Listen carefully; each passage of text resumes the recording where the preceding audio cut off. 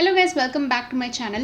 Moisturizer போட்டாலே எனக்கு ஃபேஸ்ல பயங்கரமா ஸ்வெட் ஆகுது அப்படினு நீங்க கம்ப்ளைன்ட் வைக்கிறீங்க அப்படினா நீங்க இந்த வீடியோவை பாருங்க.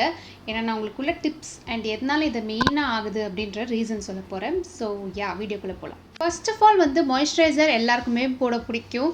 Usually skin care ஆரம்பிக்கணும்னா சேஃபா moisturizerல இருந்தா நம்ம எல்லாரும் ஸ்டார்ட் பண்ணுவோம், beginnersல இருந்து எல்லாமே கரெக்ட்டா.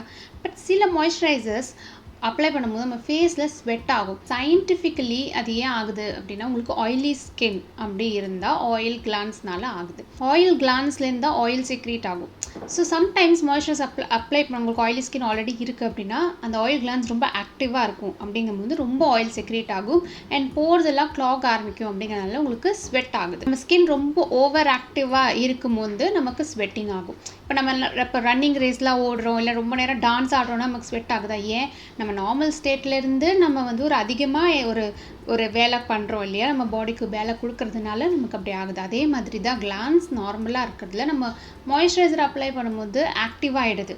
ஆக்டிவ் ஆகிறதுனால நமக்கு வந்து போர்ஸ் கிளாக் ஆகும், சம்டைம்ஸ் ஒரு ஸ்வெட் ஆகும். அது டிபெண்ட்ஸ் ஆன் ஸ்கின் டெக்ஸ்சர்.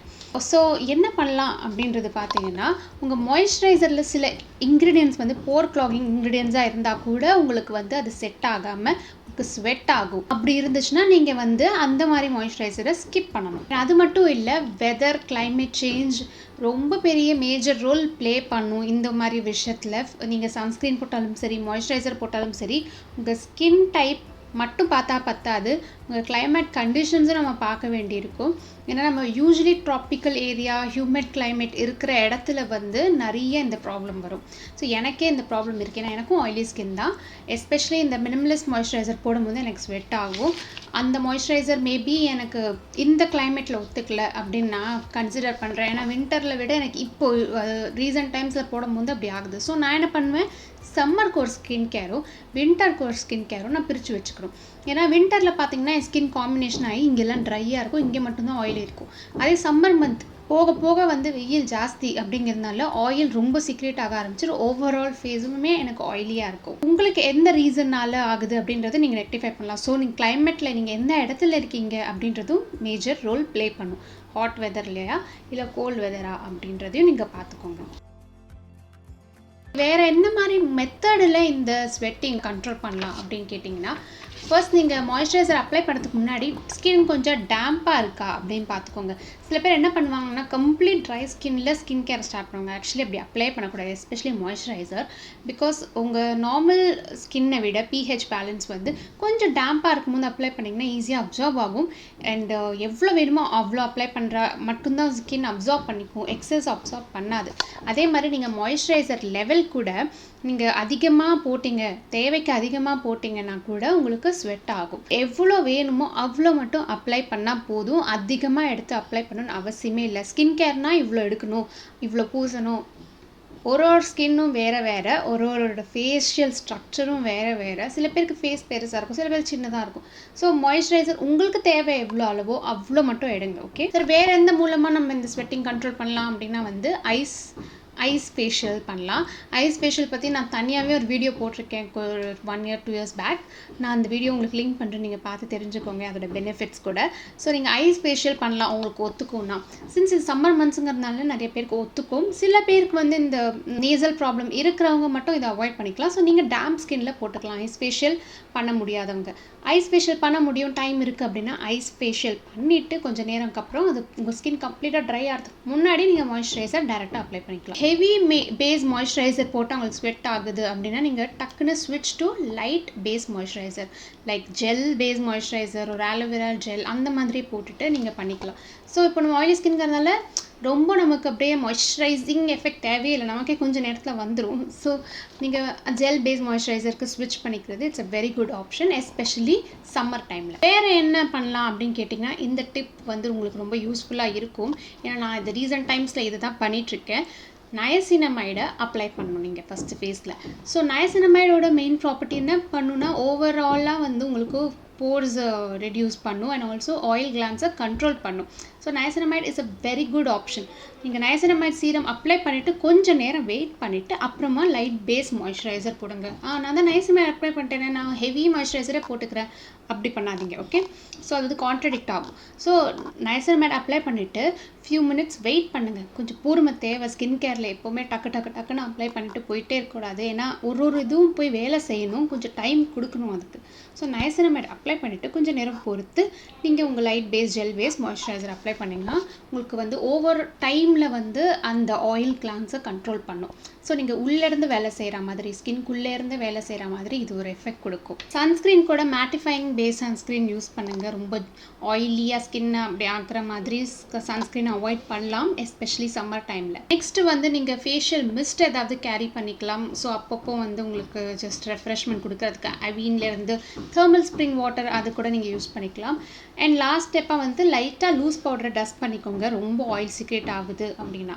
இதெல்லாம் வந்து வெளியிலேருந்து நம்ம எப்படிலாம் ஆயில் அண்ட் ஸ்வெட்டை கண்ட்ரோல் பண்ணலாம் அப்படின்றத நான் சொன்னேன். உள்ளேருந்து என்ன செய்யலாம், லைக் வித்தின் அப்படி என்ன பண்ணலாம் அப்படின்னா வந்து உங்கள் ஸ்கின் பேரியரை நீங்கள் சரி பண்ணணும். ஸ்கின் பேரியர் இரிட்டேட் இல்லையா, அதுக்கேற்ற மாதிரி நீங்கள் க்ரீம்ஸ் சூஸ் பண்ணால் மட்டும் போதாது.